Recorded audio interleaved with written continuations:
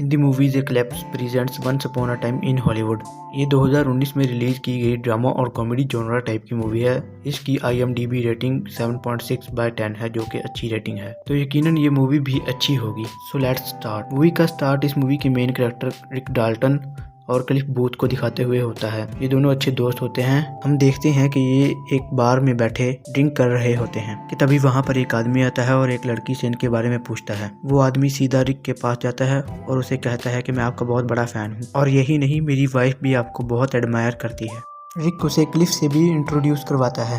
सिर्फ यही आदमी नहीं, बल्कि पूरी दुनिया रिक की फैन थी। इसकी वजह यह है कि रिक एक बहुत मशहूर एक्टर था और उसने बाउंटी ला जैसे बहुत से शोज में काम किया था जो कि काफ़ी मशहूर थे, और उन मूवीज़ में वो अपने ज़्यादातर स्टंट खुद किया करता था, जैसे कि कोई हैवी गन चलाना, जंप लगाना या कोई और खतरनाक स्टंट करना जिसमें किसी की जान का खतरा हो। रिक सब में मास्टर था। साथ ही साथ उसका स्टंटमैन क्लिफ उसे असिस्ट किया करता था। यहाँ आपको बताता चलूं कि रिक किसी मूवी या शो में एज अ हीरो नहीं आता था, बल्कि वो हमेशा विलन का रोल करना पसंद करता था। और जैसा कि एक विलन के साथ होता है, रिक भी हमेशा शो के एंड में मारा जाता था। तो ये आदमी जो रिक से मिलने आया था, वो उसे अपने यहाँ एक इटालियन मूवी में काम करने की ऑफर करता है, क्योंकि वो रिक की काबिलियत को जानता था और उसके रियल स्टंट्स की वजह से उसका व्यू रेट भी बढ़ता। जो भी हो, इस सब में रिक का भी काफी फायदा था। लेकिन रिक ऐसा करने से मना कर देता है और इसकी रीजन अपने दोस्त क्लिफ को ये बताता है कि मैं बहुत इमोशनल हो जाता हूँ ये सोच करके मुझे एक इटालियन मूवी में काम करना पड़ेगा। वो क्लिफ को बताता है कि मुझे इस मूवी में काम नहीं करना और मुझे उसी पर फोकस करना है जो मैं करता आ रहा हूँ, और इस सब से इसका मतलब ये हो सकता है कि उसे विलन का रोल करते रहना है। इसी तरह बात करते करते वो गाड़ी में बैठ जाते हैं और घर के लिए निकल पड़ते हैं। तभी कुछ लोग रोड क्रॉस कर रहे होते हैं और एक लड़की क्लिफ को विक्ट्री साइन देती है, और उसके जवाब में क्लिफ भी उसे वी साइन दिखाता है। इसके बाद वो दोनों घर की तरफ चल देते हैं। रास्ते में उन दोनों को एक आदमी दिखाई देता है जो अपनी वाइफ के साथ होता है। वो आदमी एक बहुत बड़ा डायरेक्टर था। यही इन दोनों को पता चलता है कि वो डायरेक्टर रिक का नेबर है। रिक हैरान तो होता है, लेकिन वो अंदर से खुश भी होता है। क्लिफ उसे घर ड्रॉप करता है और अपने घर की तरफ चढ़ पड़ता है।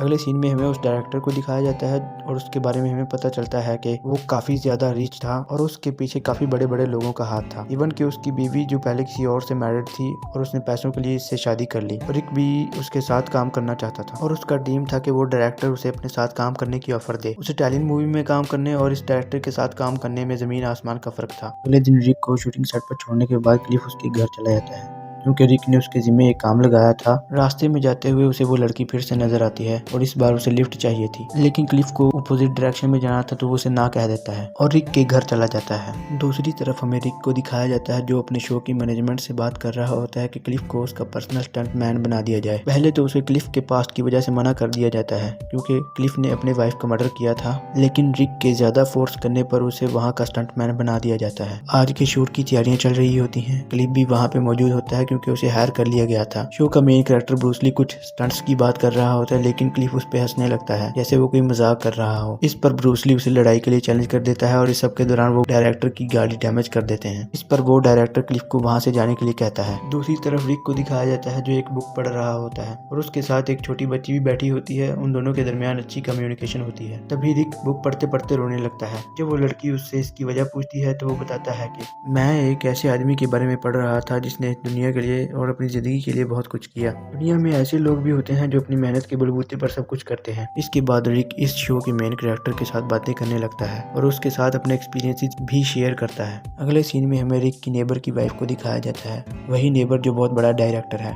वो लेडी एक सिनेमा हॉल में जाती है और वहां जाकर अपनी ही एक मूवी देखने लगती है जिसमें उसने काम किया था। सिनेमा हॉल में सब लोग उस मूवी को एंजॉय कर रहे होते हैं। उसे ये जानकर खुशी होती है कि सब लोग उसकी मूवी को एंजॉय कर रहे हैं, तो वो भी खुशी के साथ अपनी मूवी एंजॉय करने लगती है। नेक्स्ट सीन में हमें रिक की शूटिंग को दिखाया जाता है। इसमें रिक को नशे में होने की वजह से डायलॉग डिलीवरी में प्रॉब्लम हो रही होती है। वो अपने डायलॉग भूल रहा होता है, इसी वजह से उसे खुद पर गुस्सा आने लगता है। वो अपनी वैन में जाकर खुद को कोसने लगता है और सोचता है कि वो अपनी जिंदगी से शराब को हमेशा के लिए निकाल देगा और मेहनत करेगा और आगे बढ़ता चला जाएगा। दूसरी तरफ क्लिफ को वो लड़की तीसरी बार दिखाई देती है। वो उसे रेजिस्ट नहीं कर पाता और उसके लिए गाड़ी रोक देता है। वो लड़की उसकी गाड़ी में आकर बैठ जाती है और उसके साथ दोस्ती करने की कोशिश करने लगती है, लेकिन क्लिफ उसके साथ ज्यादा फ्रैंक नहीं होता। दूसरी तरफ रिक को मौका मिलता है कि वो अपना टैलेंट दिखा सके। वो एक्टिंग करता हुआ छोटी बच्ची को जोर से उठाकर फेंकता है, लेकिन बाद में उसे बुरा भी लगता है तो वो उसे सॉरी कहता है। लेकिन वो बच्ची काम को लेकर काफी प्रोफेशनल होती है और कहती है it is a part of our work. इस पर रिक उसे अप्रिशिएट करता है और रिक की एक्टिंग की वजह से सब लोग उसे भी अप्रिशिएट करते हैं, जिसकी वजह से रिक का भी मूड अच्छा हो जाता है। फिर हमें क्लिफ को दिखाया जाता है जो उस लड़की के साथ उसके होम टाउन आ गया था। यहाँ पहुंचकर क्लिफ को पता चलता है कि ये तो उस लड़की का घर नहीं है, बल्कि ये तो एक बूढ़े आदमी का घर है जिसका नाम जॉर्ज है। क्लिफ देखता है कि उस घर से काफी यंगस्टर बाहर आ रहे हैं। क्लिफ को वहाँ का माहौल कुछ ठीक नहीं लगता। वो उन्हें इंसिस्ट करता है कि मुझे जॉर्ज से मिलना है। वो जैसे तैसे करके घर के अंदर चला जाता है तो देखता है कि बूढ़ा आदमी लेटा हुआ है। क्लिफ उसे देखते ही पहचान लेता है, लेकिन वो उसे नहीं पहचानता और कहता है कि अब तो मैं देख भी नहीं सकता, वरना उसे देखते ही पहचान लेता अगर उसे जानता होता तो। जॉर्ज उसे वहाँ से जाने का कहता है। जब क्लिफ बाहर आता है तो देखता है कि किसी ने उसकी गाड़ी का टायर पंचर कर दिया है। इस पर क्लिफ को काफी गुस्सा आता है। जिसने ऐसा किया था क्लिफ उसे बहुत मारता है और उसे टायर चेंज करने का कहता है। फिर हमें 6 महीने बाद का वक्त दिखाया जाता है और बताया जाता है कि रिक ने उस आदमी के कहने पर एक इटालियन मूवी में काम किया, जिसकी वजह से उसे बहुत पॉपुलैरिटी मिली और उसे बहुत सी मूवी में काम करने की ऑफर भी हुई। रिक ने एक इटालियन एक्ट्रेस से शादी भी कर ली, लेकिन इस सब के बावजूद उससे सेविंग नहीं हो पाई थी। फिर वो हॉलीवुड में दोबारा काम करने का डिसाइड करता है, लेकिन इस बार क्लिफ के बगैर। वो इस बारे में क्लिफ से भी बात करता है और क्लिफ उसकी बात को समझते हुए उसके डिसीजन को मान लेता है। हॉलीवुड पहुंचते ही वो दोनों अपनी अलग अलग राह लेते हैं, लेकिन उससे पहले सोचते हैं कि क्यों न एक आखिरी पार्टी कर ली जाए। वो दोनों एक बार में जाते हैं, वहीं पर उसके नेबर की वाइफ भी होती है। रिक और क्लिफ काफ़ी ज़्यादा ड्रंक होते हैं तो वो घर वापस आ जाते हैं। फिर हम देखते हैं कि कुछ लोग रिक के नेबर के घर घुसपैठ करने जा रहे होते हैं, लेकिन उनकी गाड़ी की आवाज़ सुनकर रिक वहाँ पर आ जाता है। वो उन्हें बहुत बुरा भला कहता है और वहाँ से जाने के लिए कहता है। इस पर उन लोगों को बहुत बुरा लगता है और वो सोचते हैं कि वो रिक को मार डालेंगे। वो टोटल 4 लोग होते हैं और रिक के घर की तरफ बढ़ने लगते हैं, लेकिन उनमें से एक लड़की घबरा जाती है और घर वापस चली जाती है। बाकी सब रिक के घर जाते हैं और उनमें से लड़का जो उनका लीडर होता है वो क्लिफ पर गन पॉइंट कर देता है और एक लड़की रिक की वाइफ को लेकर आती है।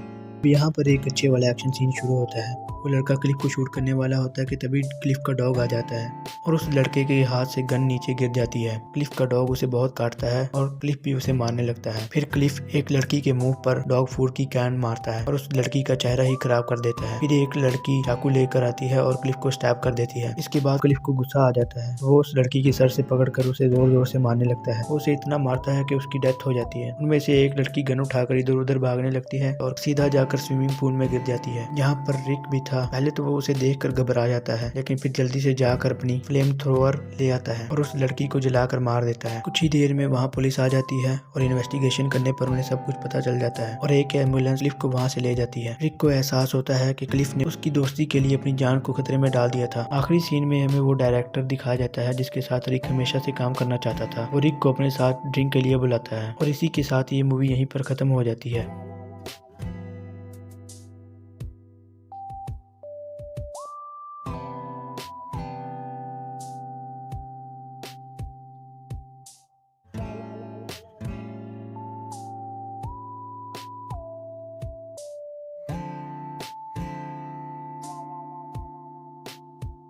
इस मूवी में दोस्ती की इम्पोर्टेंस बताई गई है, जिसमें रिक और क्लिफ दोनों एक दूसरे के काम आते हैं और 1960s की हॉलीवुड की गोल्डन एरा के बारे में बताया गया है कि उस वक्त में कैसी मूवीज बनती थी और उन मूवीज में हीरो और विलन अपना रोल कैसे प्ले करते थे। मैं इस मूवी को 10 में से 8 की रेटिंग दूंगा और रिकमेंड करूंगा कि आप इस मूवी को देखें। कमेंट करके बताइएगा आपको ये मूवी कैसी लगी। Thanks for watching.